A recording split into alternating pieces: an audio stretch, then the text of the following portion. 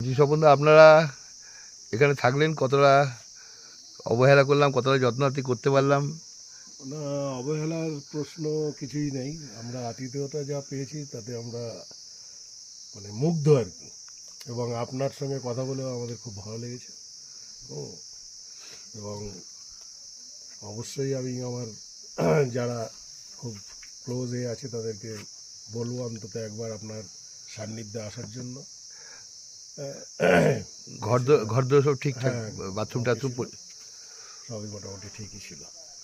আপনি সবার থেকেই নিয়ে একটু।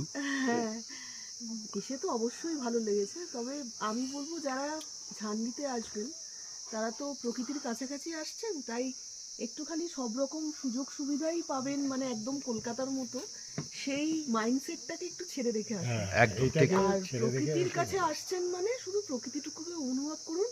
বাকি যা কিছু পাচ্ছেন সেটা দাদা আপনাদের জুগিয়ে দেবেন, যেটুকু দরকার, যেটুকু মানুষের প্রয়োজন। আসুন, ভালো লাগবে। বার্থডে বেবি, আমার তো খুব ভালো কাটলো।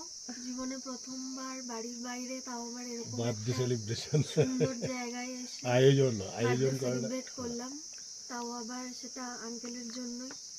আর সবাই, আমার বাড়ির লোকরা সবাই অ্যারেঞ্জ করে, মানে প্ল্যান করে এটা করেছে।